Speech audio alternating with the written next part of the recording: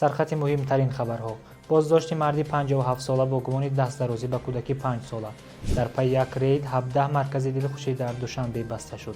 عربستان سعودی پیش از دادن ویزا برای حج گذشتن از تشخیص طبی را حتمی کرد.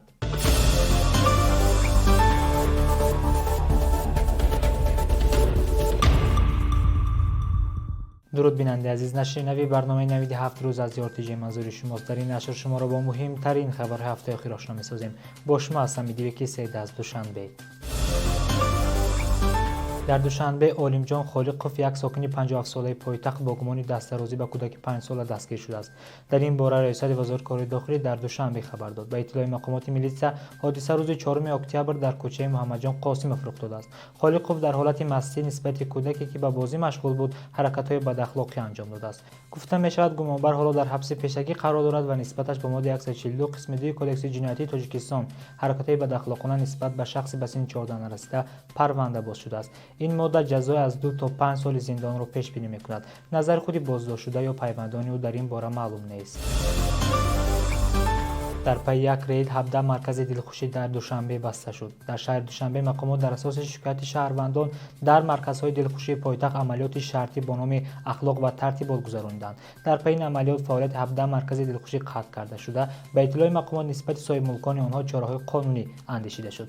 رئیس وزارت کار داخلی پایتخت گفت بسیار از مرکزهای دلخوشی بیرون از رژه کاری فعالیت نموده شبانه با صدای بلند موسیقی آرامی شهروندان را خلل‌دار می‌سازند. گفته می‌شود که عملیات مذکور با مقصد تنظیم آوردن فعالیت چنین مرکزهای دلخوشی و آشکار و پیشگیری جنایت اخلاقی گذرانده شده است. عملیات مذکور گرچند از ساعت 1 شب آغاز شده باشد هم، ولی مشاهده نشان دادند مسئولان مرکزهای دلخوشی رژه کاری را دقیقانه ویران نموده با مقصد به دست آوردن منفعت‌های مولوی به فعالیت خود ادامه می‌دادند. شهر می‌دهد این نهاد میگوید ضمن این چاره‌بینی 300 نفر برای صد دسترس شده با آنها صحبت گذرانده شده است.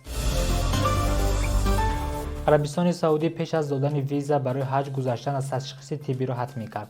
عربستان سعودی برای زائران حج قاعده‌های نوی طبی جاری نمود. از این بابت شخصانی که می‌خواهند برای ادای حج ویزا گیرند باید حتما از تشخیص طبی گذرند. معلومات‌نامه طبی توسط نظام الکترونیکی نسخ تهیه می‌شود. با گفته وزارت تندرستی این کشور، این اقدام با مقصد تامین بی‌خطری و سلامتی زائران راه‌اندازی شده است. بر اساس رویخط نو شخصان گرفتار بیماری‌های وزنی دل، گرده، شش، عصب، اینچنین سرطان، بیماری‌های صورتی و زنان حامله اجازه سفر به حج را نخواهند گرفت. مقامات سعودی میگویند که محدودیت‌های نو پس از مرگ بیش از 1300 زائر در موسم حج سال 2024 که در نتیجه گرمی 51 درجه به وقوع پیوست جاری شده است. هر سال زیاده از 6000 شهروند تاجیکستان برای ادای حج فرضی به عربستان سعودی می‌روند. با گذشت 20 روز از آغاز دعوت تیرماهی به خدمت حربی، حدود 40 شهر و ناحیه جمهوری نقشه را پورا اجرا نمودند. اطلاع می‌دهد وزارت مدافعه تاجیکستان. در این مرحله نتیجه اجرای نقشه در ولایت سوخت 73%، ولایت خطا 97%، شهر ناحیه تابع جمهوری 80%، شهر دوشنبه 87% است. گفته می‌شود در 20 روز نقشه دعوت تیرماهی در تمام جمهوری 88% اجرا کرده است. یادآور می‌شویم که ولایت مختار کیشان بدخشان اولین شده از اجرای نقشه دعوت گزارش داده بود. 31 اکتبر در مکتب‌های تاجیکستان 4-1 به اتمام رسیده. خوانندگان از 1 تا 7 نوامبر به تعطیل تیرماهی می‌برند. در این باره خبرگزاری خاور با تکیه به وزارت معارف و علم کشور خبر می‌دهد.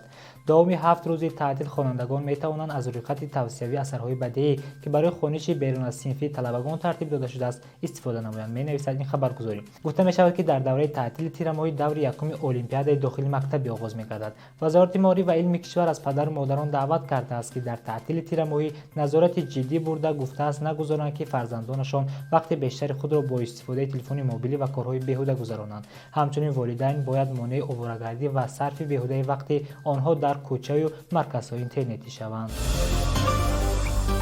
شب 20 اکتبر کرامت الله میرزا، نویسنده خلقی تاجیکستان، برنده جایزه دولتی به نام رودکی و مؤلف اثر در آرزوی پدر در سن 83 سالگی از دنیا درگذشت. نویسنده را طبق وصیتش در زادگاهش دهه نیلکان جماعت دهات راحتی ناحیه رودکی کنار پدرش دفن کردند. کرامت الله میرزا 25 اپریل سال 1942 در دهه نیلکان ناحیه رودکی تولد شده. پس از ختم فاکولته تاریخ و فیلولوژی دانشکده دولتی آموزگاری دوشنبه فعالیت خود را همچون معلم آغاز کرده بود. او در روزنامه پیانیر تاجیکستان، کمسن شمال تاجیکستان سوویتی و نشریات‌های ماوری و ادب کار کرده است. مرحوم همچنین سرمایه‌دار هفته‌نامه ادبیات و صنعت، مدیر شعبه اطلاعاتی و تحلیل دستگاه اجرایی پرزیدنت تاجیکستان و رئیس ریاست شورای نسل اتفاق نویسندگان تاجیکستان نیز بوده است. کرامت الله میرزا مؤلف آثار ماندگار به مثل رمان‌های در آرزوی پدر، مرگ بیگناه، دو حکایه و دیه را خواب می‌بینم است.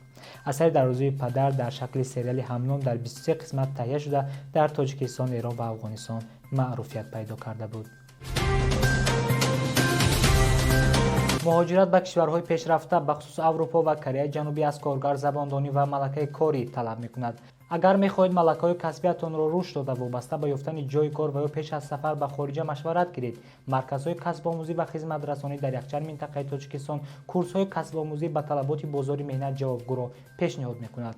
کورس‌ها از 2 هفته تا 3 ماه دوام می‌کنند و کاملا رایگان می‌باشند. مرکزهای کسب آموزی 21 کورس را پیشنهاد می‌کند و همه شهروندان از 16 ساله بالا می‌توانند در آنها اشتراک کنند. ختم کنندگان صاحب سرتیفیکات‌های بین‌المللی می‌شوند و به آنها در بازار داخلی و خارجی از جمله بریتانیای کبیر، آلمان، کره جنوبی و امارات متحده عرب جای کار پیشنهاد کرده می‌شود. همه خدمت رسانی‌ها در مرکزها در دایره لایحه بهترسازی ملکه‌های کسب آموزی و امکانات‌های با کار تامین‌شوی وزارت مهنت، مهاجرت و شغل اهالی و بانک آسیای رشد پیشنهاد می‌گردند. رقم‌ها برای تماس در زیر اکران‌های شما. بیننده عزیز، این برنامه نوید 7 روز بود. با ما باشید و ما را در شبکه‌های اجتماعی پیگیری نمایید. خیر.